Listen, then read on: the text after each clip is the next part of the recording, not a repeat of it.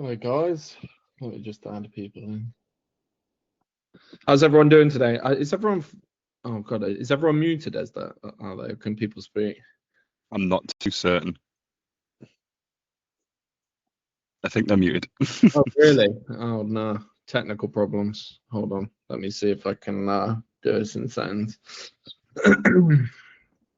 Welcome all. Yeah, well, cool controls. Oh, wow, push to talk. Press. Not sure why that is.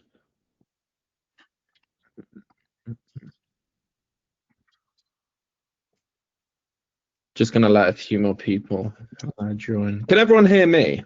Yeah, we can all hear you. Well, I can hear you. Yep. Everyone else can hear That'd have been a long hour. you. I'll just let everyone else join. Also invited. Right, we're just gonna give it like a couple of minutes. I'm not sure why. Maybe I did that last week. I thought we'd be able to allow people to unmute themselves, but can you hear me, Adam? Oh, yeah, we can hear you. Okay, cool. Yeah, I just clicked on mute on my mic. Yeah. Oh, okay. Oh, that's that's good. Oh, that's good. I was worried then that it was when I was setting it up, I sort of force muted everyone or something. So that'd have been long. How's everyone's day going? Is it going well? Yeah, good. Thanks. Beautiful sunny day. Can't complain. Well, you could when you work from home, though, you don't really get out. So I just went outside then for like 2 minutes just to get some sun and air. So yeah, I'd much rather be sat in a beer garden or a pub or something, enjoying the last bits of summer. Yeah, I feel like remote working has really increased the sales on like sunscreen and stuff. Everyone's walking around paler than ever before nowadays. Just never seen any sun. Yeah. And vitamin tablets. Exactly. Yeah, I had a very rare face-to-face meeting with a client this morning. So I actually went out for a sort of half an hour walk to go and meet them and half an hour back. It was. What was that like? Phenomenal. Phenomenal. I'll never do it. Yeah, it's crazy. I mean, before I ran Ignite, that was just before COVID and during, we had an office and people would always come in for meetings at a boardroom and all that, and it's so different. Like I might have like 1 or 2 meetings a year. Like if a client asks me now, like, "Oh, can we meet?" You're like, "Oh God, that's a bit unreasonable." Yeah. Very forward, yeah. Yeah, exactly. So you want to meet me? Why do you want to meet me for? Yeah, it's sad in a way. It is a little bit sad. So what does everyone do? Shall we go around? I mean, you don't have to speak if you don't want to, but if anyone wants to say what they do, that's always works quite well. I don't mind going. I'm Sam from Black Grape Marketing. So we have all sorts of marketing services. We do branding, a lot of online and offline design work, but also websites and SEO and some social media. Amazing. Nice. Pardon? I'm glad that you're here. Thank you for attending. Andrew said wedding venue. No mic. Yeah, no mic. No problem. Nice to have you here, Andrew. What about you? What about yourselves, Chris, Claire? So I run a web design agency called Action Wolf Media, which is kind of me and then a network of freelancers that I bring in on a project basis. So mostly do web design, a bit of branding, and a bit of SEO kind of here and there. But yeah, it's an area that I'd like to get better at and do more effectively, both for my business and for clients. So yeah. Good.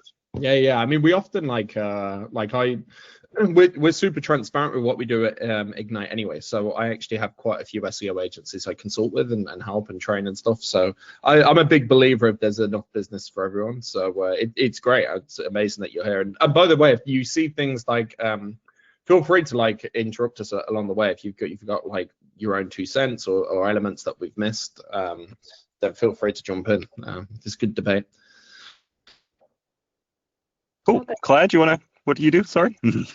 I'm a web designer in Squarespace, and I do a little bit of SEO, but I'm not an SEO kind of standalone person. I do a couple of people, but mostly I build it into my websites. And nice. We know of you, Adam, because you spoke to Henry's group, of which I've done the academy.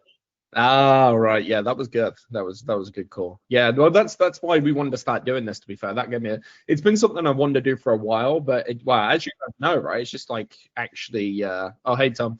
Yeah, it's actually getting around to like put these things on and all the rest of it. So yeah, they take a lot of time. So but yeah, it's glad. So we're gonna start doing more regular ones, but it's predominantly Sam who will be running a lot of this call as well. So yeah, I mean, shall we get rocking and rolling? Absolutely. So Sam's compute. So has anyone used Gamma before? Yeah. So we're experimenting with Gamma. So we have different experiences of it. I have a great experience of Gamma, and Sam has a less than stellar. So Gamma's like an alternative to Google presentation, Google Slides. So it's awesome for creating PowerPoints and stuff. It's AI driven, so it's really amazing. So you should give it a check out. But yeah, we're using it. But it is the first time we're presenting it to like this many people. So if there are techie glitches, then we can always download it, or I can share my screen and go through my one or whatever. But let's see how it goes anyway. So this will be fun for everyone. All right, awesome. Well, I'll click record on this. We do have Fixer as well, where you should be invited to the Fixer. So Fixer's like an AI recording thing. You can ask questions of it. So Fixer should be here, but I'll try and record it in here as well. Recording it. Yeah, awesome. Well, I'll hand over to, actually, I'll briefly introduce. So again, my name's a few of you I've already met. So my name's Adam Collins. So I run an SEO agency called Ignite SEO. So you've managed to somehow get into this webinar, whether it be like you're on my email list or referring Facebook ads to you or LinkedIn ads or whatever it may be. But I'll try my hardest and Sam's hardest to give you as much information on this as we possibly can. This is very much for us more of an enjoyment thing, like wanting to, it's a nice, doing SEO all the time. It's nice to actually go out and educate people. So like I said, please feel free to stop us. It's not going to be heavy sales. There is a little offer at the end. We've not got any fixed time, so we're going to try and get it done within like an hour and 15. But if we get it done faster, we're happy to like share our screens and go over. We can literally go through stuff, go through your websites and the rest of it. So we've not got any hard cut off anyway. So so that's myself. To give you a background, so I've been in around SEO for websites and SEO for about 16 years. I started building websites when I was 16, selling them to like Indian restaurants and stuff like that. And then I quickly worked in a web agency as a developer. Then I ran a full service agency when I was 21 and ran that for about 5 years until COVID. And I always loved SEO. It was something which was always on the side. I think anyone who's been in and around SEO will know it's probably one of the most oversold, under-delivered services ever. People just seem, it's like only got a worse reputation what car sales and maybe like I don't know. It's just such a bad rap. So it was one of the reasons why I doubled down on it, because the way we do our SEO is very transparent. We don't hide anything. We try and take the trickery out of it. So that inspired me to create Ignite SEO, and I've been going hard over the last sort of 5-6 years on this. So we have a pretty small team here at Ignite, or like 5 and 6 of us. We have a network, a freelance network. It's called Freelance Partnerships or Ignite Partnerships, where we have the core team in-house, and then we'll have different of these systems actually which we're showing you will have different VAs, maybe some in the UK, maybe some in Eastern Europe, maybe some in South America, for different price points, be actually quality assured and delivering some of these things. So I always say that to people, when you're doing SEO, if you're doing SEO for yourself or doing SEO for clients, there's always this like crossover point where you're only one person, and actually SEO has a lot of different core skills. So yeah, we're a small agency. The last thing I ever want to do is be a massive agency. Sam, who's going to be doing the vast majority of the presenting today, he's our head of growth. We call him a growth expert. So he really works with customers, being able to find out what they are, who they are, what they want to achieve, and then actually is the one who puts the strategies together to be able to get that, because there's many ways to skin a cat. And I think there's a lot of ways to do this. And actually, some of the times, the most simplest solution is the best solution. So, and SEOs are real great at overcomplicating things and making things sound really complicated. So, hence why I'm going to hand over to Sam. I'm sure he can introduce himself briefly, and then we can rock and roll. Yep, perfect. Thank you so much, Adam. So thank you very much for the glowing introduction as well. I'll give a brief one for myself too. My name's Sam. I've been working at Ignite since February of this year. Prior to that, I was freelance for about 18 months. And prior to that, I was working in a full-scale agency in Manchester, very enterprise level, working at sort of the, 5-figure price point monthly for organic campaigns, but also, across the board.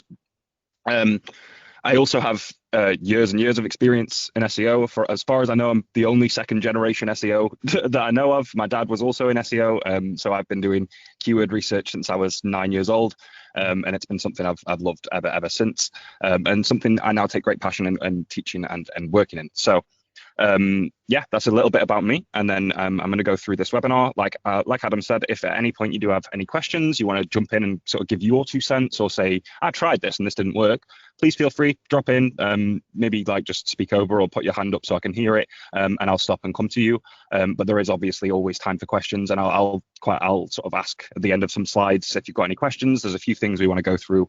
We've got like a calculator to show you a couple of other things as well. So if there are any questions whatsoever, or anything is sort of hard to understand, just let me know and I will go back over that.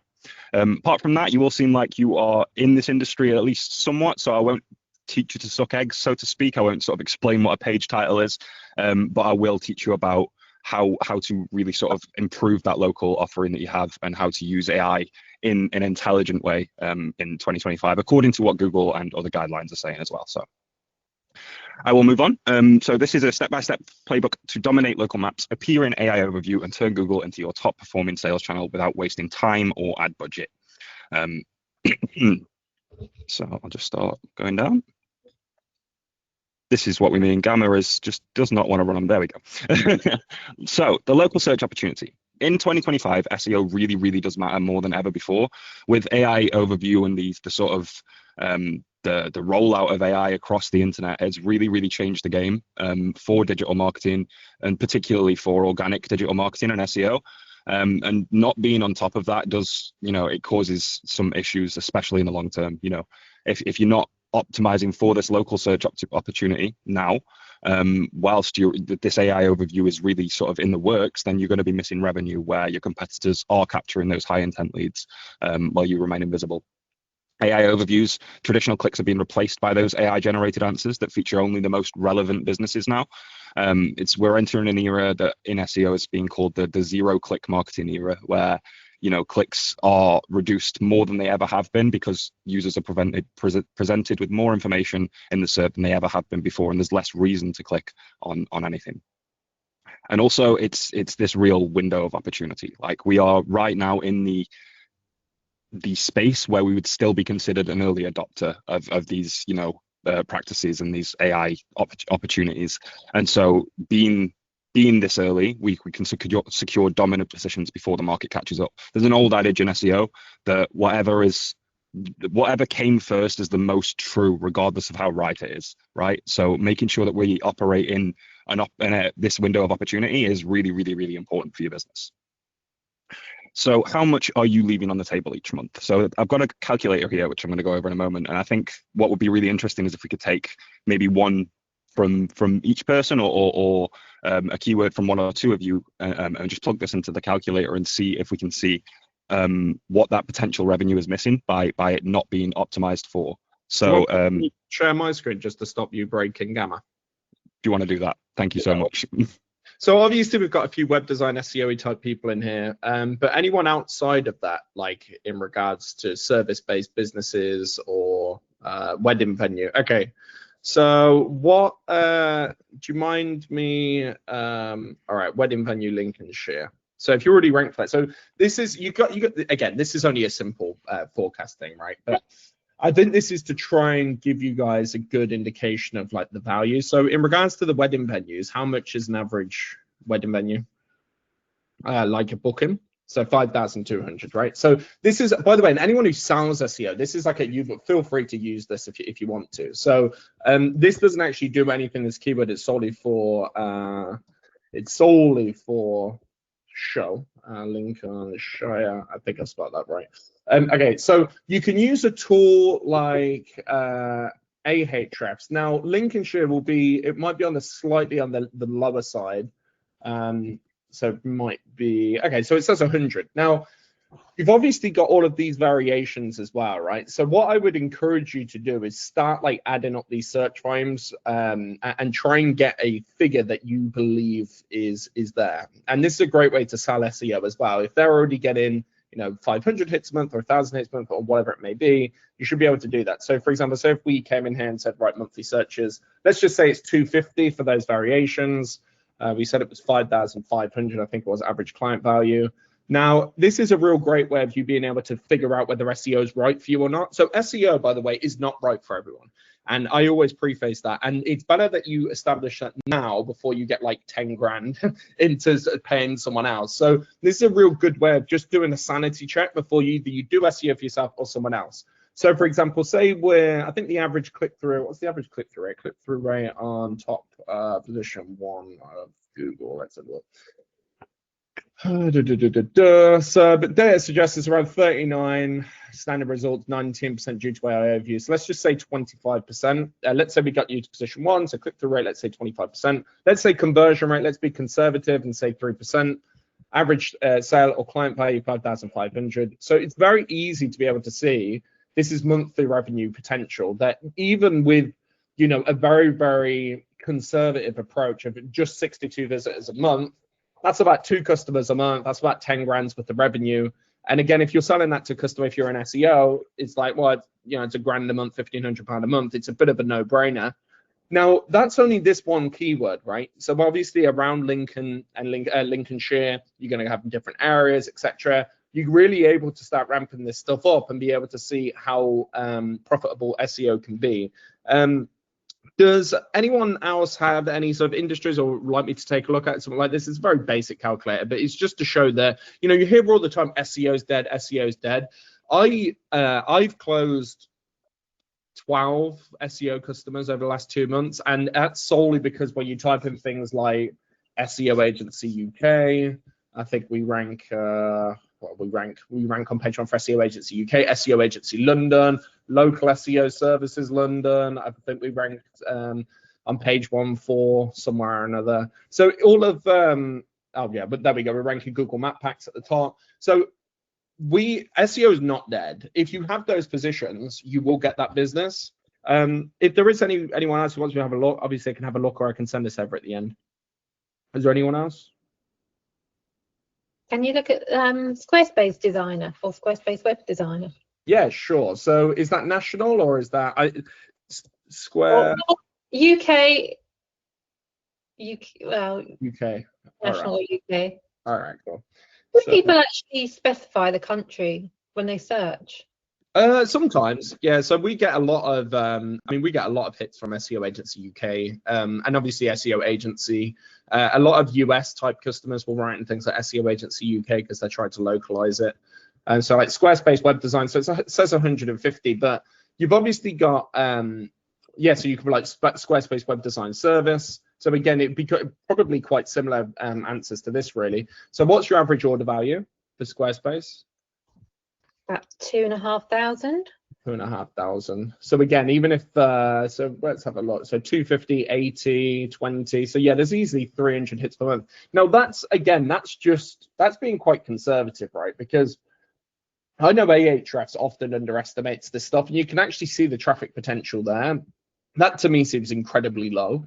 And so yeah, either way, there's definitely a lot here. So even if you did so you can still see, even with something like this, right? It's worth, I think the point of this is to show that, again, over 12 months, 40,500, and that's not taken into consideration. You could then start selling them SEO for £300 a month or £500 per month. And the true beauty is, I'd recommend, I'm sure you guys have checked out Daniel Priestley before, and he says about, your products for prospects, products for customers, and that's really, really important as well. So having a product for prospects where they sign up, which might be your Squarespace web design, but then having a prospect for customers, meaning, okay, we've sold them the 2.5 grand product. Okay, now we're going to sell them, I don't know, website maintenance and updates, or we're going to sell them, SEO or whatever it may be, and try and actually have that £400-500 per month. All of a sudden, it really, really starts to add up.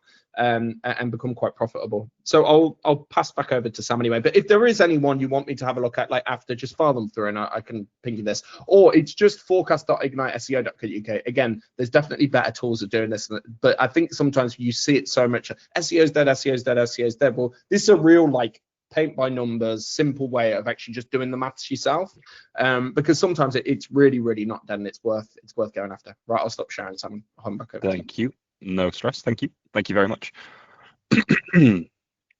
Perfect. Yeah. So I think, just by doing that very quick exercise, we can see clearly that for any given number of terms that we would like to optimize for in your niche, in anybody's niche, it's very clear for us to see how much potential revenue is there and on the table, based off that, traffic potential, based off AI overviews and estimating that traffic and conversions. So having this is a really fantastic way of, like Adam says, indicating the potential that's on the table.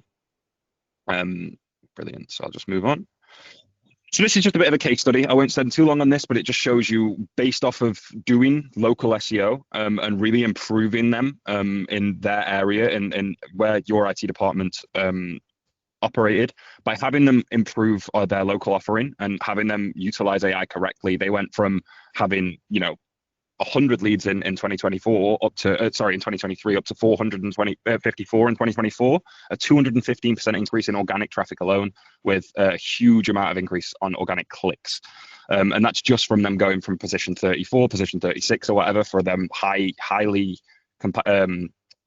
commercial terms for them, to appearing on page 1, appearing in MAI overviews and being selected as the most relevant business to be put in front of users. And as Adam said, SEO is not dead. If you are in position 1, 2, and 3 in Google for terms that users are purchasing on, you will see them leads come through. Yeah, so just so you can see what you're seeing there, that orange line there. So we took over that campaign about November 2023. I always show that, by the way, because sometimes people have like an unrealistic expectation that things just go forever like upwards, and it doesn't always happen. So you can see we make it. They're based in Nottingham. We made good progress in the first year or so, and then they wanted to expand into Derby. They wanted to expand more into the Midlands. Then it dropped off a little bit, which fine. That happens in SEO. The thing is, not all SEOs have the answer to SEO. One of the big things, you see all these people on LinkedIn, they say, I'm a generative expert, or I'm a AI SEO expert. Like that, we're all just figuring things out as we go, right? So this is a good indication of what can sometimes happen, which is you make progress, it levels out, and then we built the next strategy to push upwards. So as long as things are trended upwards, you're usually doing quite well. But yeah, 454 inbound leads across Google Maps. That's only local SEO, Google Maps, and a few different stores, Nottingham and Derby. So there's a lot of business still around, and we see that all the time with our local customers. And plus, local is one of the easiest. It's much easier than going after national. So yeah, and I think to add to that as well, that these foundational things in SEO, having the GBP be right, having a location page and the map pack be optimized, that in 2013 or 15 would have been considered, that's basic level. We want to do the content strategy and keyword stuff everywhere. We're noticing nowadays with the resurgence of AI that the foundational stuff, it never stopped being important. And if anything, it's ever more important nowadays, because that's how Google and other crawlbots, other search engines will quickly determine what the context of that page is based off, schema, heading structure, map pack optimization, that kind of thing. So basically removing all of those blockers will lead to organic visibility. It will. So how search works today. Traditional search back in even just 2020, pre-COVID, it was 10 links per page. The common practice was 8 internal and 2 external. Clicks sent to your website. It was very easy to fake relevance with keywords, and visibility did equal ranking. It was almost like put in, put out. Nowadays, with everything evolving and AI enhanced search really taking over, the AI overviews giving answers, not just links, which means it's ever more important to include those answers in the content and in a way that's accessible and digestible. Maps and knowledge panels now dominate clicks because they're presented with all of the information necessary within the SERP. So those that are optimizing for those maps and knowledge panels are grabbed first, especially when called by AI. Relevance equals trust signals, expertise, and location. So that's, again, I'm sure you're all aware of the EEAT and the importance of it, but nowadays, because they are, that relevance from EEAT, those trust signals, displaying the expertise, having the person schema and the author bio, all of that will feed into that AI enhanced search, and it can determine, okay, well, this is a person I can trust and they're writing about this topic, so I should be able to rank them on this topic. And if you, once you roll that out across all that, you build all of that topical knowledge and topical authority around one topic, Google can then really trust that you can be put in front of users that are willing to convert, and that's how you get there. And visibility now equals being referenced, not just being ranked. So it means being chosen for the AI overviews, because you will take more of that ownership of page one on Google. If you look at any page one Google nowadays, it's so different than it was 5 years ago, 10 years ago. You have images there, you have short videos, you have a knowledge panel on the right, you have AI overviews and questions, you have people also ask still dominating that, you have the importance of PPC. So there's so much opportunity to get onto page one, and being referenced as much as possible, both through local and through all of the avenues possible, will mean that you operate more of the space on page one, giving you more visibility overall. The shift means, go ahead. I know, I was just going to say, just quickly to show you guys something as well. So a lot of the searches now as well, what people don't realize, people are putting in much, much longer queries. So this was one of them, right? So who is the best SEO agency in London? And you can see, like, however agencies consistently recognize, include Ignite SEO, the SEO Works got Polaris. Ignite SEO does it recognized by DesignRush as the #1 SEO agency in London in 2024. But the reason we're there is because we've hacked it, because we're there. Like, that's fundamentally, like, these things do genuinely work. Now, AI overviews will answer different things each time, so you can't always guarantee that you're going to always come up first. But if you focus on what we speak about in this webinar, which is the foundationals, the trust, what's called the entity, like, you can start stealing these all the time. And I'll show you, well, Sam will show you a real funny one later on, which I managed to rank for, but I'll pass back over to you. Thank you so much. It's I can't wait for that slide. That's a pretty Sorry, fun one. Share again. Sorry. Yeah, no worries, no stress. You guys can see this, right? Yep. Okay, cool. I'll just give it 30 seconds just to load in. Yeah, that's fine, mate. You can see. Cool. Yeah. Amazing. So the new rules of Google and AI ranking. We now know that trust signals, local relevance, and demonstrated expertise are ever more important. These are really the new rules of ranking. So you can see an example on the right here. Again, another longer tail search term there in why does my fire alarm keep going off? And the AI overview is given the information immediately there, and you can see it in the excuse me, in the sites that it's referenced. It has our client first there, because we've optimized to include all of the information that the AI overview would expect to see and deliver to a human that's going to be asking with that longer tail search term. Local relevance, so you need content that really speaks to service areas and local intent, especially if you serve locally or if you have clients that serve locally in some of your cases. Local relevance is really important to indicate both to search engines and to users. What area do you opt to operate within, and what is the intent of your service area as well? Service in that area, sorry. And then demonstrated expertise. So publishing expert answers to real questions. And you can go and find these questions yourself. If you go and look in the people also ask section of Google, you can Google something loosely related to one term and look at the questions that it presents you with, and understand that those are the questions that Google thinks the answers need to be provided for.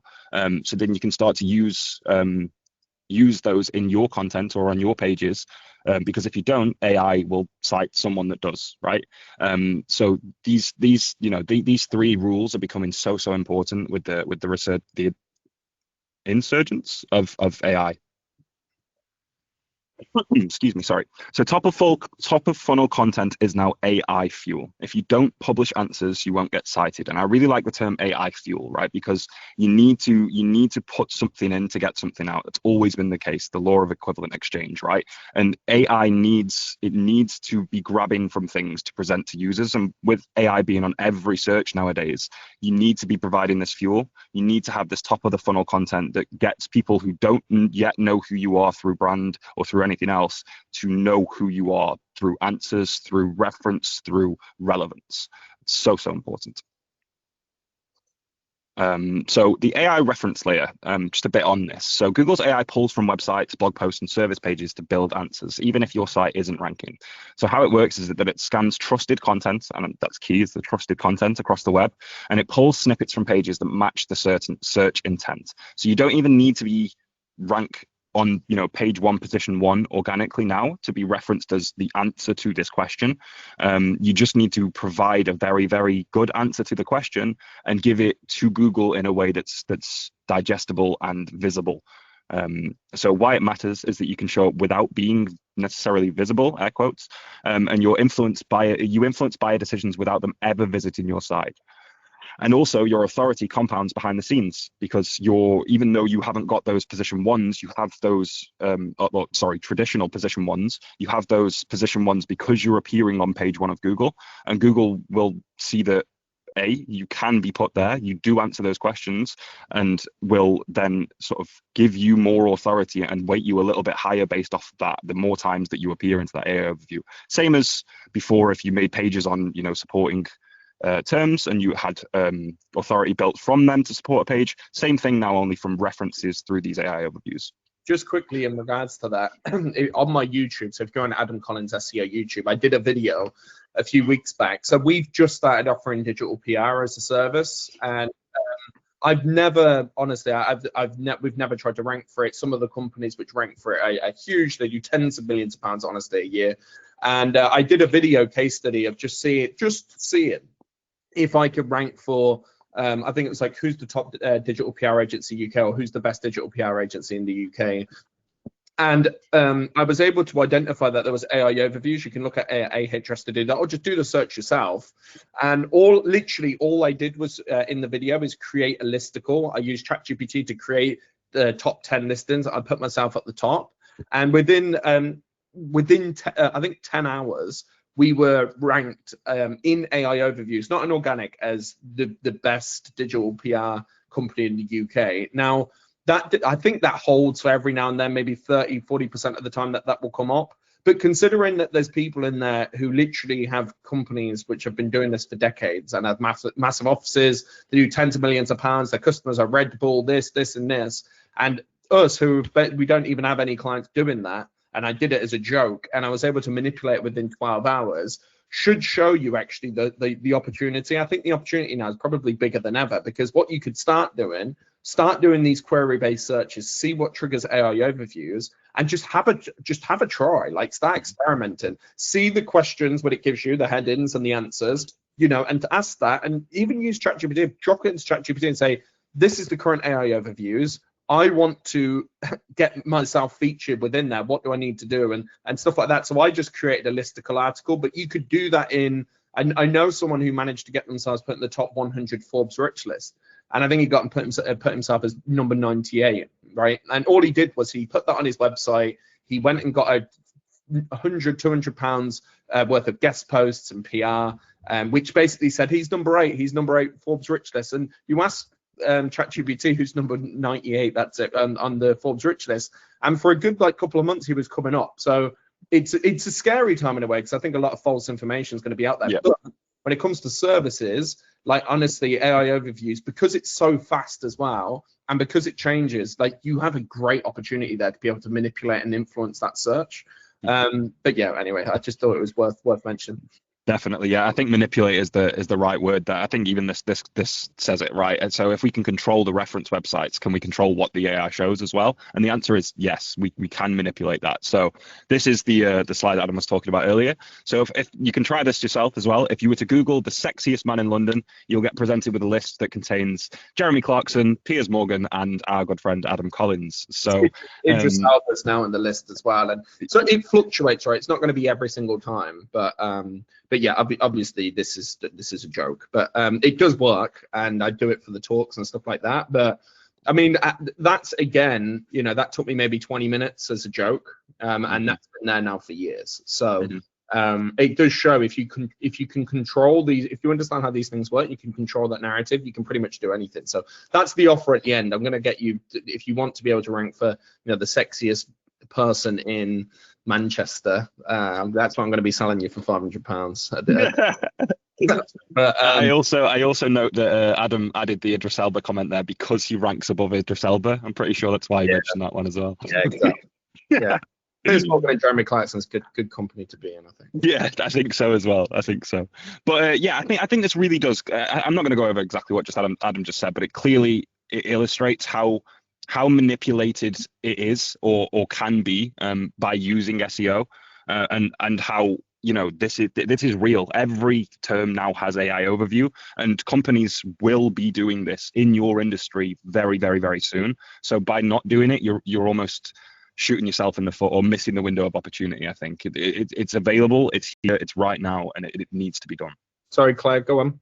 Sorry to interrupt your flow, but whilst I was on this call, I saw a social media post from someone who shared that you should do an AI information kind of page on your website telling AI all about your company. So like about that long with your social media handles, what you do, who the people are. I mean, is that a good idea? So in regards to that, so I wouldn't create it solely for AI. What I would do, I speak about this, I think we go into this, but one of the core concepts which I've always had in SEO, which I think has always allowed me to just beat the vast majority of SEOs, is the fact that what you want to look at is not necessarily how to come up in AI, but think about why would AI use you as a reference. So why would AI use you as a reference, right? So what's AI actually trying to do? It's trying to present the best answer.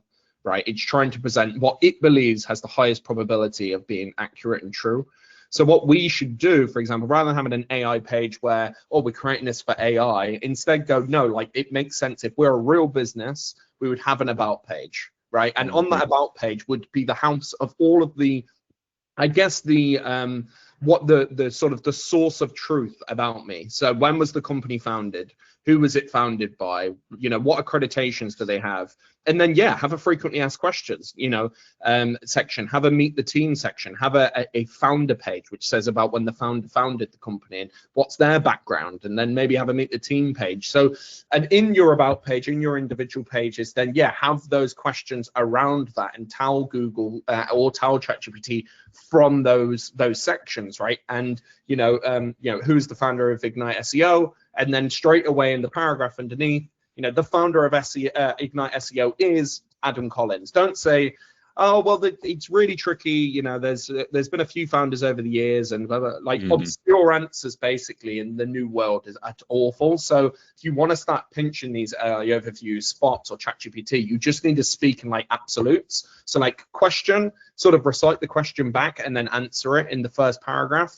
And you'll start to nick these, and it's so easy to do, by the way. So you could go onto like Google Search Console, export all of the things you're getting impressions for, like the questions, and literally just start going through Google one at a time and searching them, seeing which ones present AI overviews, and just see how it's being answered back, see how your competitors are ranking in them, and just start making a task for yourself to start going, okay, well, I'll go into that page, I'll update it, I'll make sure there's a heading, and I'll answer it directly underneath and make sure it's really to the point. And honestly, you'll start seeing them. So yes and no is like the sort of the long answer in regards to that. Yeah, I think my 2 pence on that is basically what they're saying is to improve your EAT score or the relevance of your EAT by having that like about us page really strong. I think it's important that when Google goes to reference company knowledge like that, that's the first place it will look, is the /about or / about us, whatever that might be. That's the first place it'll go to reference whether you are a real company, how many years you've got in business, how much you can be trusted. So my only 2 pence is, yes, have all of that, but make your about us page really strong, make your meet the team section really strong, make the FAQ section really comprehensive, create author bios and make sure that those are used on blog posts, that kind of thing. Awesome. Perfect. So yeah, this was what Adam was speaking about as well. So this, again, within 12 hours, I won't go back over it because Adam did explain clearly what happened, but without even being a digital PR agency, against Kuzai, against JBH, against Reboot. JBH, I know, for example, are a huge agency that do probably millions in PR over the course of a year.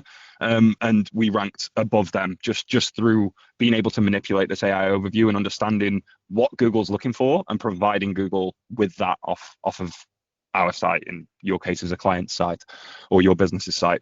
So this is a two-part system that drives clients, calls, and conversions, right? The local SEO foundations are there. We optimize the Google, well, optimizing the Google Business Profile, building out that location-specific content, earning those local trust signals from people in your community, in your area, other businesses, etc., and then targeting those long-tail keywords that people will be using nowadays. I don't know how many times I've used the AI on my phone and said, "Can you show me the best bike shop in Derby?"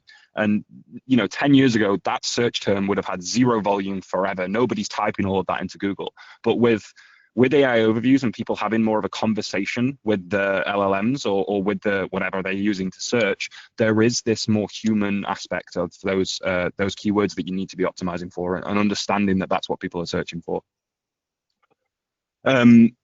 So, and then also the second part of that system is AI-driven acceleration. So it's about it's using AI for content creation, but doing it in a way that's intelligent and it abides by all of the rules. Not just asking Google to spin up a 2,000-word blog about something that you have or a topic that you want to cover, but actually going sort of section by section, intent by intent, page by page, and utilizing AI. How I like to explain this, and I explain this to all of our clients this way, is that I see AI like the invention of the wheel. Before the wheel, everyone still had to move things. It just took a lot more effort, right? AI for me it's that ease, that ability to complete the harder tasks in a much more efficient or less effort way, but still having a very, very strong result. And then leveraging AI to update old content. Content freshness is so important, especially with AI overview.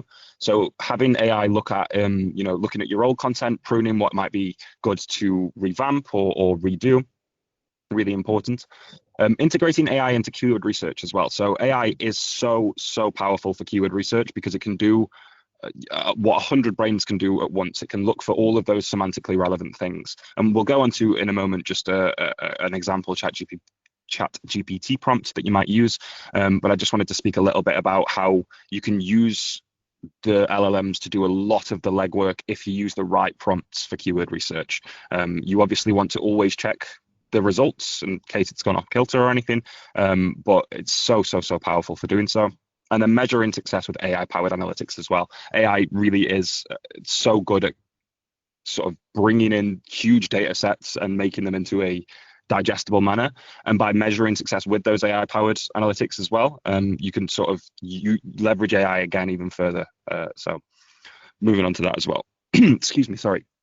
And then, combining local SEO best practices with AI-powered tools to dominate search results and attract more clients in your area. That is ultimately what this two-part system would deliver. The two assets that you must control to rank locally and to get clients are the Google Business Profile and your website SEO. So your site's to speak a little bit about each of those. Your site is not just about looking professional. It's how Google learns to trust you and how AI learns to reference you. So optimized service pages plus city level targeting equals visibility. And that's really where it matters. And the Google Business Profile is the very, very first thing your customer sees if they're looking for you or they're looking for your sort of, they find you in the map pack, for example. That'll be the first impression that they have of your website. And having that be as optimized as possible and as visible as possible, that will really unlock a ton more leads and also a ton more trust through AI as well, because you're being presented more often. Very, very common mistakes that we find in our industry really as a whole is that a lot of people tend to set up the GBP and then it falls to the wayside as they follow other strategies, very often in paid because it generates leads immediately or be that in SEO or whatever it might be. But we find that the Google Business Profile very, very often is not optimized or only partly filled out, and it's wasted space for optimization. By using that correctly, you will indicate to Google, which is the person who decides what rank you are, what you do, the context, the service, the area. It's so important to include all of that. Sorry, I can hear a mic. Did someone want to input there? Nope. No. Okay, cool. Sorry.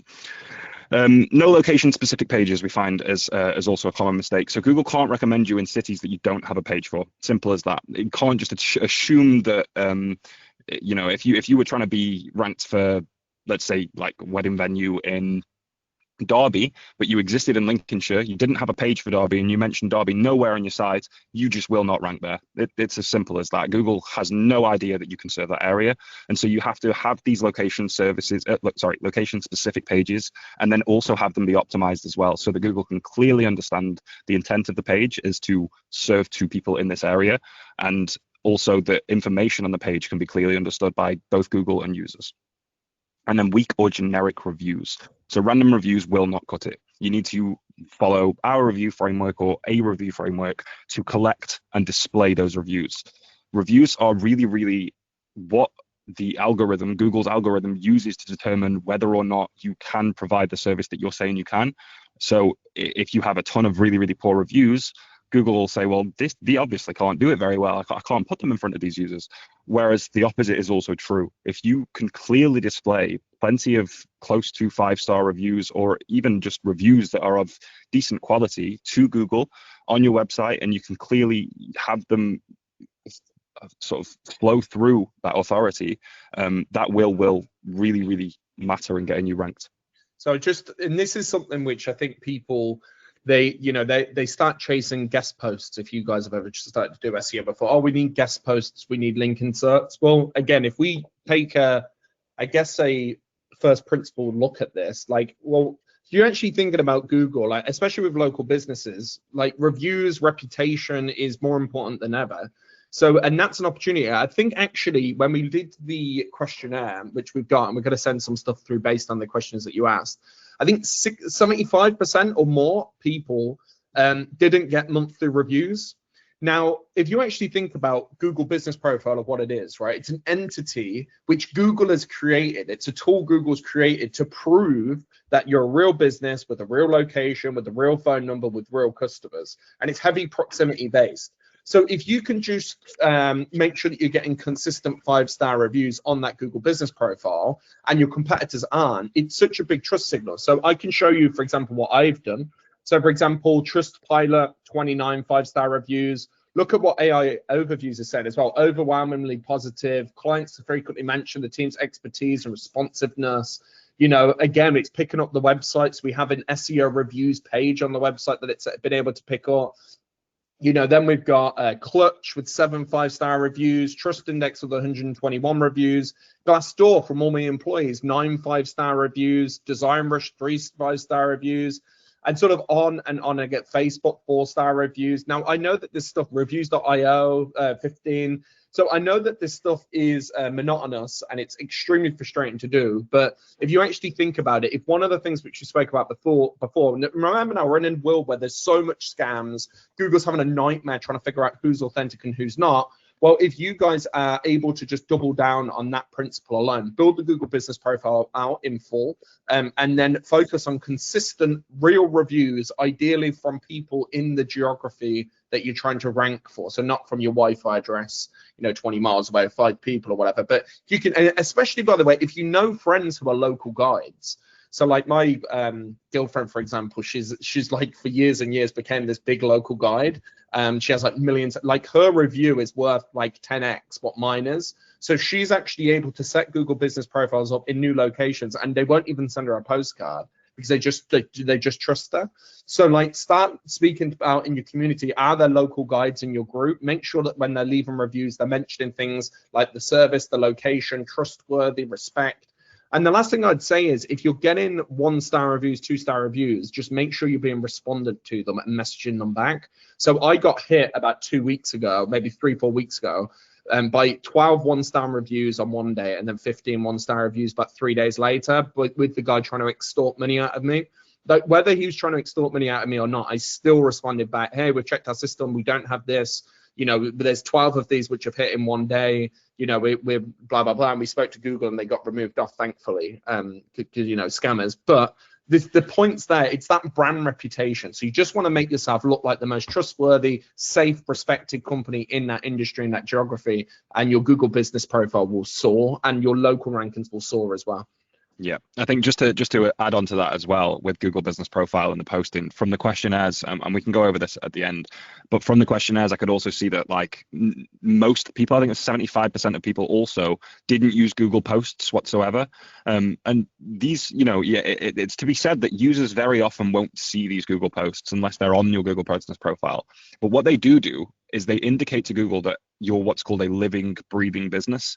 And Google uses this term in their own work and resources. Living, breathing business means you're there, you're available, and you're ready to serve users. Like Adam said, that this Google Business Profile is literally made to prove that. So yeah, vitally important in ranking locally is having that set up correctly. I'll just move on with the slides. So I think we've got a deep dive into we've got a deep dive into what you should. I think I might be sharing mine still, Sam. No, sorry, I was just on mute. Yeah, so this is a good example here. For example, like the workshop's coming today, upload the workshop, upload an image. I think on the post somewhere, oh, that's it, these products. I've got these products on there.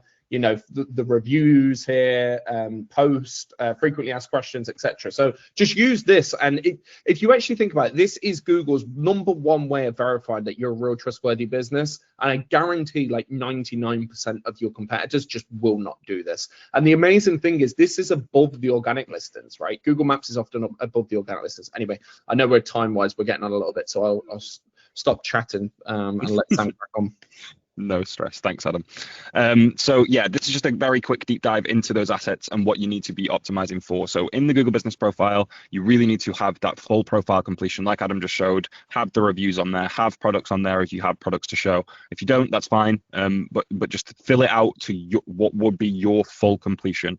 Google will actually tell you if you're missing certain sections as well. And when you open the business profile, it can be very easy to just go in, add all of those sections and optimize from there. But you should include business name, category, hours, links to website. If anything's errored there, obviously Google will immediately derank you. So fix it once and it will get seen everywhere. Another thing that I see a lot is people do not use and stay on top of the images on Google Business. Again, living, breathing business. Google wants to see that you are a real person. You actually are doing the service that you said you're doing. And so every month or every 2 months, every month ideally, every week ideally, you should upload an image that's real world proof of you completing some work or business. Obviously, that can be a bit hard to do in terms of like Squarespace design or whatever that might be. But it's really, really important to show Google that you are doing what you say you're doing. And also, it will just ignore stock images and AI images. And a lot of people, if they do this process, will use stock images or AI images, and it's sort of counterproductive anyway. Just in regards to that, there's a hack, by the way. So now I believe that this is a big hack. So if you, so the wedding venue in Lincoln, for example, have your customers, when they're leaving reviews, have them take the picture on their phone, make sure they're not on a VPN, take the picture on the phone with mobile data on in the location. That will store it's called EXIF data. It's going to store the location data that photo was taken, and have them actually leave the review. Don't have them send it to your computer, then do it from the computer or wipe it out. Have them actually go on the phone and then upload it there. And then Google's actually going to be seeing, well, there's photos in this location as well in there. It's like one of the biggest hacks that I could recommend. Mm-hmm. Yeah, very, very important. Yeah. Moving on to keyword rich descriptions that max searches. So don't just say security services, say like home alarm installation in city. Match exactly what your customer types into Google. Exact match is becoming ever more important. I use this all the time because I found it unbelievable. We have a few clients that are in like the IT service provider space in London, which is very, very, very competitive, IT support as well. And one day a client got on the phone with me and said, have you seen who's ranking #1 for IT support London right now? And I went on and I clicked on this website that looked like it was made in 1994, and it looked like teletext. It was awful, but the URL was itsupportlondon.com or .co.uk, and because it was that exact match URL and Google weighting that higher and higher as AI overview is coming out, that ended up being position 1 for a few days. Now, obviously, Google then realized that the site was terrible and it deranked it accordingly. But it just shows how powerful exact match is and how much more powerful it's becoming because of that need for quick information that Google can grab.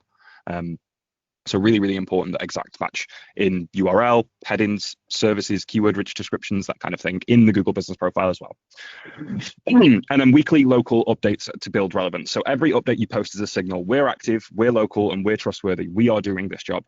So use real jobs, wins, tips, and always name the town that you're working in if you're trying to or want to optimize for as well. It's really important that you name that town. So we helped X number of Coventry residents with their emergency boiler repair in the last 6 months.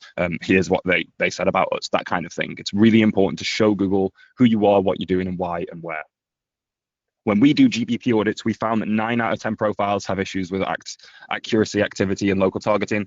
I would say that's 9.9 out of 10 profiles, in all honesty. It's very, very rare that we will look at one that's fully optimized, no room for improvement. So I guarantee that if you go and look at your own Google business profile after you've had this, you'll find something to improve on.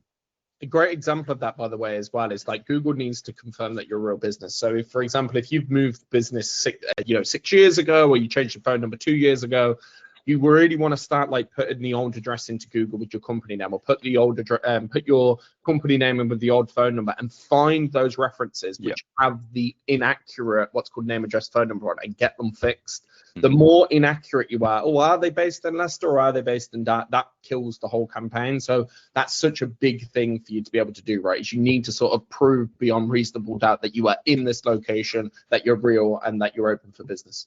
Right, Sam, I'm just conscious of the time, so we'll try. So am I, yeah. Do you want me to start? I'll speed up a little bit. So I'm just going to read through some of the slides. If I need to sort of add anything, I will do. But for this part, I'm just going to sort of read through and speed up a little bit, just conscious of everyone's time here. So the 4 biggest ranking signals for Google Maps are proximity factor, how close you are to the area that you're trying to optimize, and the area you're optimizing in for the content or the titles. The review strength and those local trust signals. So having an implementing a systematic approach to gathering detailed keyword-rich reviews from satisfied clients. Category selection. Most businesses choose the wrong primary category. It's so common. So when you're picking your category, you need to pick the one that is most aligned with your niche, or the niche that you want to rank for, and then back that up with secondaries that can be a little bit more broad. But it's always true in SEO that the more niche you are, the more successful you'll be, and that's the case for Google Business as well and Google Maps. Just in regards to that, the best way of finding it out, search the keyword that you want to rank for in Google and have a look at the Google Maps. It will tell you the category the competitors are using, and just steal their category, basically. Yeah, emulate the success of is the term I like to use, but basically steal what's working. Yeah. Engagement signals as well, having those real engagement posts, Q&As, photos, clicks, and driving direction to prove that you're active and real. To build onto that as well, if you have like Adam's mentioned, responding to your reviews is so important. Google will weight that higher than most other things on whether you're responding, how fast you're responding. Are you responding to only 5 stars, or are you responding to all clients? Really, really important that you do that for a local perspective. So are you sending local trust signals? If you can't prove that you're a real, credible local business, Google and in turn clients will ignore you. Local citations that match. So if you submitted to every major directory in your industry and city, and have you submitted a directory, and do you have a listing? In that listing, is the name, address, phone number, NAP data, is that 100% consistent? Like Adam mentioned, 1 or 2 listings that are incorrect will drag down the rest of the profile massively. So it's really important that you go in and fix as many as possible if there are any still in existence, because Google catches those mismatches and does punish them. Reviews and testimonials. Are your reviews just 5 stars, great job, or do they mention services, location, and outcomes? It's always really good as well if you can mention a team member. So I worked with Jessica, and Jessica was fantastic. She helped me with this. Google loves that, because they understand that there's a real person there that they can reference. When was your last new review? Review freshness is very, very important. So if you are not getting reviews, you want to put something in place so that you are starting to get reviews, basically, because they are a real factor on how well you're trusted, or how well you're viewed in the eyes of a search engine. And then, are you replying as well? AI does watch. They're always watching. Big brother. And then proof of credentials as well. Do you clearly display industry accreditations? So NSI accreditations, gas safe accreditations, ISO accreditations. Obviously, every industry is individual of its own accreditations or credentials that you might need, but displaying them is so important. Again, another example, another IT support company in London, we did a redesign of their key service page, and right towards the top of the key service page, above the fold, we highlighted that they were awarded the top 50 best IT support companies in the UK. From that alone, Google now brings that image into the search result in the search engine results page, and has put them back onto page 1 after they dropped off page 1. And it's because it can reference that, well, these are award winning. They have to be good enough for me to put users in front of. So really important that you're displaying that, and that you're displaying that in a clear way for both users and search engines. Are your partnerships and insurances visible? So, or is everything, if you have any like partnerships with local community centers or anything like that, is that visible? Do you have that in a very, very clear and understandable, digestible blog on the internet for Google to reference and understand what area you're in and use as that trust signal? And also, is your credibility obvious within 5 seconds? Can Google or a user look within 5 seconds and know immediately who you are, where you are, and what you do? Displaying that authenticity and focus on connecting the dots is really important. A deep dive into asset number 2. So your website. This is the AI reference source, right? This is the website is what feeds the AI reference layer that powers search and summarizes recommendations. So having the website be optimized both for AI, but mostly, always for users first is so important. And making sure that you're feeding that reference layer with as much digestible, easy to read information as possible. Schema is very, very important when doing this. Heading structure, very, very important when doing this.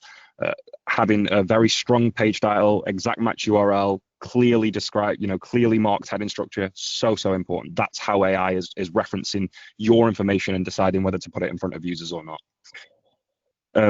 Bottom of the funnel search visibility. So local buyers still search the old way, CCTV installer in Leeds, or boiler installation Coventry, or security company Stoke-on-Trent. They will still search when trying to purchase, or in the bottom of that funnel, they will still search the old way. So you need to have bottom of funnel pages that are optimized for those services in those cities, and then you can work on feeding users to those pages through the informational content, or through the community pages, through the directories, whatever that might be. But you need to have a bottom of funnel page that captures that user and allows them to convert. And again, just in regards to that, like we always say, oh, the death of websites, oh, AI is so amazing. Ask AI any question and it will search the internet, right? So, and when it's searching the internet, it's looking for the sources of truth. So if it's relating to that, and that's what we were saying before, actually, the comment about, well, having the page for AI, I wouldn't have the page for AI. I'd have a page for your about the business, and I would say on there, like in the this case, that this security company has got an NSI certificate. We were awarded NSI certificate 2000 X, Y, and Z, and that's on the about page, and it's clear because that is what it's going to scrape, and it's going to use that as a third-party resource. Just by the way, I ranked when you seen it said Ignite SEO award-winning Design Rush 2024. That wasn't Google picking that up by itself. That wasn't AI picking up by itself. The reason for that is after we got that position 1 spot for Design Rush, we did a blog on the website which clearly said it. We put it onto our about page. We put it onto our home page. And then what we did is we did a PR campaign actually onto it. So it's syndicated across Yahoo, Business Insider, and a few others, right? And it actually went and said, take care, Chris. Yeah, and it actually said in the PR statement, Ignite SEO awarded Design Rush 2024 SEO agency. So that's then went out there. And if you actually imagine then LinkedIn is going, Google's going, oh, well, there's all of these third-party references, which is basically confirming what we've said. Okay, that's where they are basically. So it's really, really important there. Now more than ever, you own that asset and you control the narrative that you want to present to the board. Dead right. I couldn't have said that better myself. Yeah, I think that was very succinct. Yeah, it needs to be there. And unlike the old adage was always that content is king, I really feel that nowadays entity is king. Entity is so important, because I think that says it perfectly here as well. This is your trust layer. If it's weak, you will not get cited, ranked, or clicked. Entity needs to be there for you to be visible. I'll move briefly on. I'm aware it's after 4 o'clock. If anyone does have to dip for another call, no stress at all. There will be a full recording of this afterwards. So if you do need to dip, that's no problem. But I'll just continue to go through this sort of at speed, and we can try and get wrapped up in the next 10 minutes. So the highest quality, this is Google's quality guidelines. The highest quality pages and websites that have very high level of expertise or are highly authoritative or trustworthy. That is what is considered the highest quality. And it comes from expertise, authoritativeness, and trustworthiness, which is 3 of the EEAT, right? It's so important, and that's from Google. That's what Google says is the most important. Local SEO content that actually ranks. So Google and AI reward businesses that cover each topic fully, from top of the funnel blogs to the bottom of funnel service pages and everything in between. This is how you build authority. Having a location plus service page, so CCTV installation at Coventry, access control systems Coventry, intruder alarm fitting Coventry, whatever that might be, your service in your location.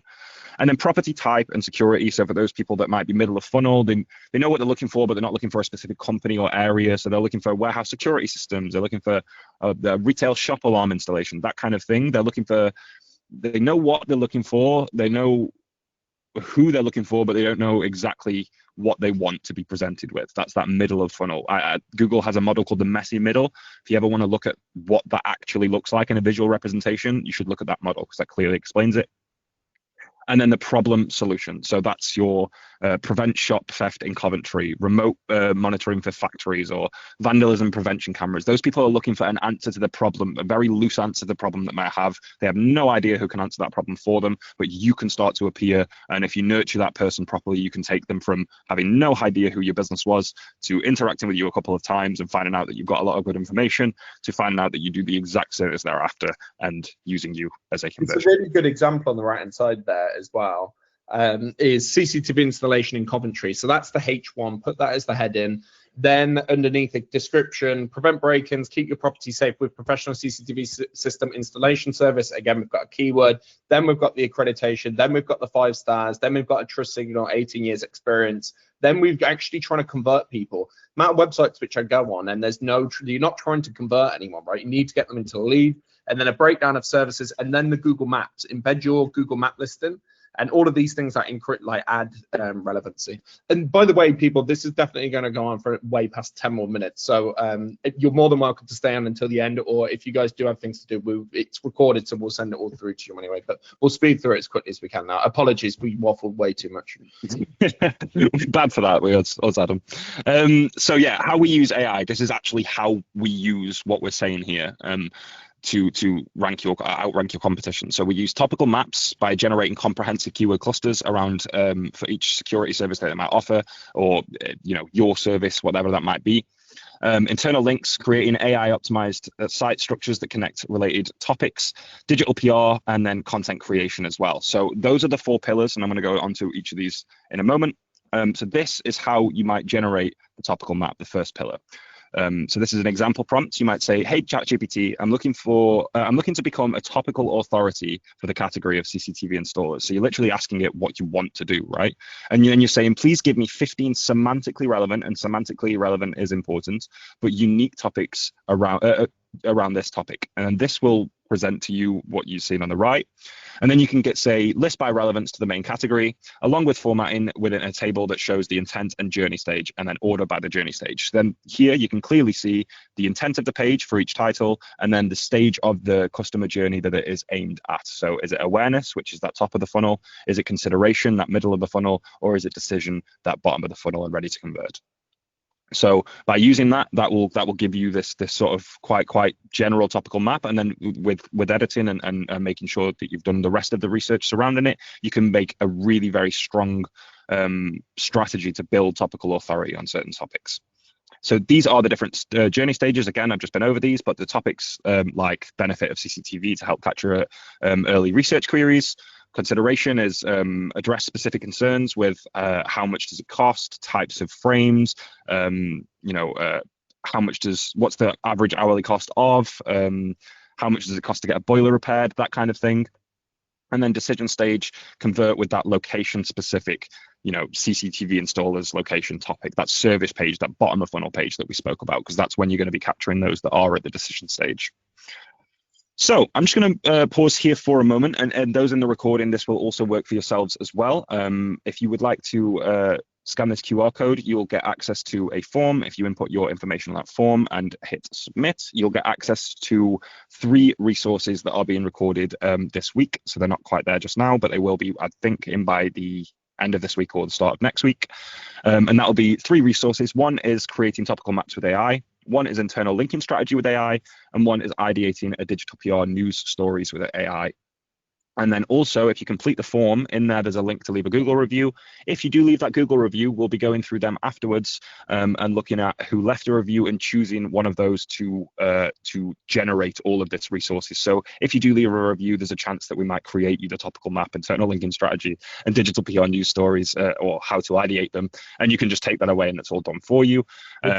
Also got as well a content one on there as well. So anyone who leaves a Google review will get a content AI video. Oh yeah, the 4th resource. Sorry, yeah. Through exactly how to outline the page using AI, how to write with AI, then how to optimize it, and then how to publish it with AI. So again, you know, you can already see we're a bit of a waffler, and we thought if we start putting this in, you guys are going to be here all day. It's probably the last thing you want. So we just want to touch upon the primary themes here. And again, we'll send all these videos over. And if you sign up for this, by the way, don't worry, we're not a sales machine. Like, we have no outbound sales, so we're not going to start hitting you with loads of sales calls or anything like that. It's literally just stuff for thanking you for being on the call. Exactly. Yeah, exactly that. So thank you for being here, and a resource that you can take away with you to use. And also practicing what we preach, which is trying to get 5-star reviews on our own Google Business Profile. So if you do have like 2 seconds to leave that, it helps us, helps the business so much. Yeah, right. Really appreciate that. Thank you. Yeah, moving on to common SEO mistakes to avoid. So this is that image that didn't load, Adam. So this is the thing we were talking about with Gamma. So there is supposed to be an image here, but it's not too necessary. So common mistakes to avoid in SEO. Really, and this is something you hear all the time, is you know, how fast can I get on page 1? How quickly can you make me rank an AI overview? Ultimately, it takes as long as it takes, and it depends on budget. It depends on how hard you're willing to go at something. But what you should never do is expect that if I've put all this in and I've not immediately seen a result, why is SEO not working? That's just not how it works. That's how PPC works, paid ads work. But SEO, it's a long-term game. It takes a little while for Google to understand what you're doing and that you're making changes, and then a little while for that to evaluate, and then even a little while longer for that to show in the search results. So one of our core values here is Kaizen. I don't know whether you guys have ever heard of Kaizen, but it's basically it's the compounding effect of consistent effort over time. And that's sort of never more true in SEO. It's also really true in things like investing or going to the gym. You wouldn't go to the gym once, do a really hard session. They expected all that Arnold Schwarzenegger. Same thing with SEO, right? So you kind of have to do it. You're actually, like, you guys go and do 30 articles. You'd be better off publishing 2 or 3 a week and be consistent over time rather than doing 30 in one go. So that's, again, why we spoke so much about, like, but maybe people think it's too basic. Oh, that's basic stuff through this. But more that we can represent, like, we're a real business, we're active, we're getting 5-star reviews all the time, we're posting and providing value, this will work. Exactly. Yeah, exactly that. And it will work over time as well. You know, Google Search Console can only crawl so many websites. There's trillions of websites on the internet. So you have to wait your turn to be evaluated, and then wait your turn for that to show in Google as well. But by, like Adam said, by being consistent, by being fresh, by responding to reviews, and by doing everything that we've spoke about here, optimizing locally, having the correct EXIF data and images, all of that really feeds into this Kaizen approach, where compounded effort will result in compounded effects. So neglecting technical biases as well. Technical basics. So I think this happens a lot in a lot of sites. They neglect technical basics. They neglect having schema. They neglect having a correct heading structure, even in some cases. Some cases they neglect having a H1 at all, and that is a really, really important piece of information for Google to understand the context of a page. I think, you know, it's so common that images miss alt text, and then I know it's an accessibility feature and it's not pretty to do, but it's another area that you can optimize for by adding natural human language for those screen readers that also includes your keyword and can optimize the page further. There's then site speed. Site speed is a killer for a lot of sites. If your page does not load to an acceptable standard and an acceptable speed, you will be weighted more poorly in the eyes of Google and search engines. Now, that's not a be all and end all. Nike, for example, the sports brand, biggest sports brand in the world, their core web vitals are like 36, but it doesn't matter because they're Nike, right? And the site, it functions, it's fast enough, it presents users with the information that they should be presented with in the manner that they should be presented with. So it's not a be all and end all by any means, but by neglecting technical basics and neglecting many of them, or more than you're not neglecting, you will be negatively affected by that. Over reliance on paid advertising. So this is something that people kind of shoehorn themselves into over time. It's something we run into a lot, because we're an SEO focused agency, which means we know that we only do SEO, but we do SEO very, very well. But it also means that those agencies that maybe have a blended approach, or they use PPC, they come to us and they say, listen, if we turn the ads off, we turn the leads off, and we don't know what to do about it. And the aim then is to try and what you have to do is to, alongside that PPC strategy, you have to also generate and develop this organic strategy to give you that long-term eligibility of business, almost that ability to generate leads if everything was turned off, the ability for clients to find you naturally in the manner that they would expect to find you. We had this yesterday, didn't we, with this cable company. Yep. He said a really profound thing. So they do tens of millions in revenue, and they have this lead target, and I think they're spending £10,000 a month at the minute on ads. And then they were like, okay, we want to double the amount of leads we're getting, and then they double it to £20,000 a month in ads, and the leads don't double. And that's the problem. Like, you will hit a plateau with ads, and it will just become a massive money pit, and then you won't be able to get out of the cycle. So it's just really worth, like you said, ads are great. Like, I would use ads to test the concept, make sure there's business there, spend £1,000, £2,000, and just make sure people are actually phoning you and you're doing some business, and then start running SEO and try and get rid of ads as soon as you can, if you want to, right? Or you can have both, and it's great. But for us, I just don't like being held over a barrel by Google, to be honest with you. Yeah. I think that's exactly the right sentence as well. Is that once you get into that cycle, it's much harder to get out of it than it is to blend the strategy from the get-go, and to make sure you're doing on organic alongside PPC. So just make sure that you're never over reliant on paid advertising, because it'll shoot you in the foot when the ad spend runs out, or when the month gets a bit tough. And then generic content, so stock articles without local insights will not convince Google or AI of your relevance. If you have discover, if you have M dashes all the way through your content, Google will recognize that so does every other web page that uses AI to generate content, and will consider you in the school or the bucket of generic sites that are willing to put the extra effort in to be put in front of users. So it's really important that you make sure that it's unique, it's not generic, it doesn't include just stock articles, and that it really shows or develops value for the user. These are quick wins that you can implement this month. So from week 1, optimize a Google business profile, and make sure that it's complete. Make sure every section is filled out. If you don't need to fill out one of the sections, for example, you don't have products on your website, that's fair enough, but make sure it's as full as it possibly can be for your business. Set up citation listings in top 25 directories, particularly in your area or in your niche industry, but have the top 25 directories linked to you. It will overnight take you from being Google, being ambiguous in the eyes of Google, to being definitive in the eyes of Google. Oh, it's this business in this industry, they serve this area. And then run a ranking audit to benchmark current visibility. To be fair, ranking audits are becoming ever more difficult because of how Google has changed recently. So you now can only view the top 10 results of any given search page, which means it can be a little bit more difficult to determine ranking audits. However, you should look at your search console, look at clicks and impressions, and look at what pages are gaining clicks and impressions and what are currently ranking and giving you some organic visibility, and really have those pages in mind. And look to maybe optimize them, look to improve them, look to better link to them through the site, etc. In week 2, you can create service and city landing pages, particularly those bottom of funnel pages that we talked about. So emergency plumber in Pimlico or wherever that might be, right? You want to have that service plus city landing page, and that can be done in week 2. Use structured data schema. It's so important for AI overview. Having local business schema that indicates what Google business profile you have, what your service is, what the area of your service is, what the postcodes you cover are, can all be put into local business schema that Google can grab at a very, very, very quick glance. And then if you do on that one with schema, if people get confused, you can use something called Schema Pro. I think they have for WordPress.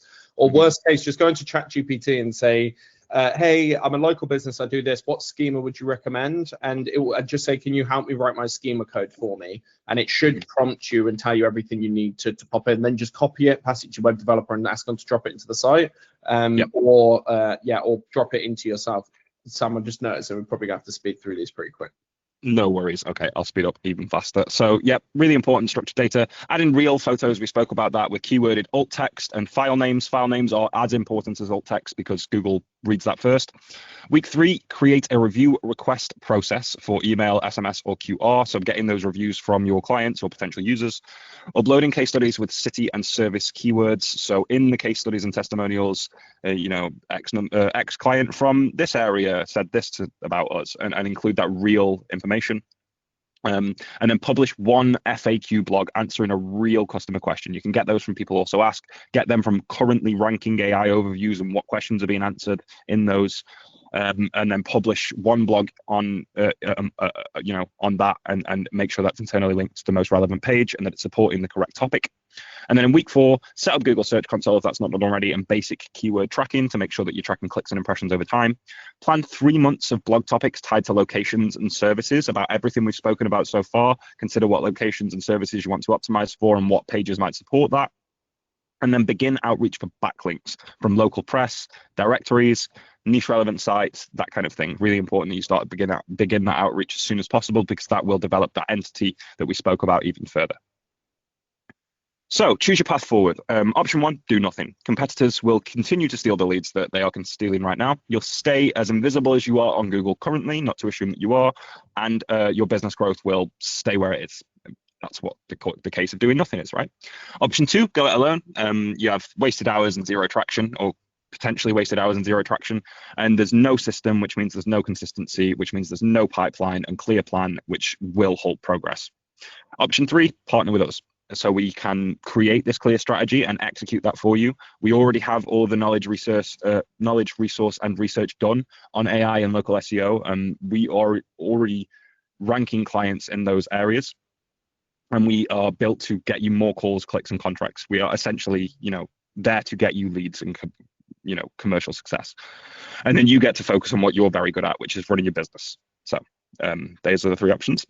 So you know what's broken, and here's how to fix it. If you go to that igniteseo.co.uk and get started, you'll fill out a form in there, and then from that form, we'll be able to know exactly what it is that's broken and what you need help with.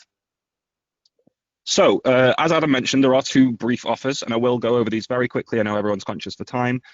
So this is the first offer. It's a map visibility check. It is just a check of a complete area analysis, visual map, ranking scan, revealing your true local position compared to your competitors at the moment. You'll get an expert video walkthrough, likely recorded by myself. That's a 5-minute video just explaining your results, opportunities that I can see for you in your area immediately, based off of the research and the tools that we use. And then an actionable strategy. So your top 5 priority fixes plus a quick win checklist for immediate implementation. If you order this will be delivered in 3 days. It costs £145 plus VAT. And if you use MAP75, you will get 75% off, but that is limited to only the first 3 people that purchase. So if you are watching the recording of this and you try to put that in and it's no longer available, I'm so sorry. That means 3 people have taken it already, that's all. The next offer is for the fastest way to rank on Google Maps and get more local leads. This is our starter kit. This is basically a one-stop shop to get you off the ground in terms of local leads and having that optimized going forward, from this point going on forward. So that will include a GBP audit and optimization. We'll fix and optimize the Google Business Profile for visibility and trust. It will include a citation boost where we go and submit your business to those 35 local niche directories. It will show a competitor map screenshot. So show who's beating you in your area and why. And then we'll also create you a plug and play content calendar for you to create and start posting in regularity on Google Business Profile. So maybe every Friday we'll create you like 4 a month, for example, and you would post that every Friday according to your schedule. So that costs $495 plus VAT, and when you what you get free today is you get also the bonus content plan, a technical audit, a competitor audit, and tracking templates as well. So if you get that completely included free today, and £75 off if you use the code launch75 again for I think the first 3 people on this as well. So there's the QR code for it. So again, it's igniteseo.co.uk/get started, or you can scan this QR code to be able to get it. Brilliant. Yeah, I'll just leave that open for a moment there, just so that everybody can scan that if they would like to.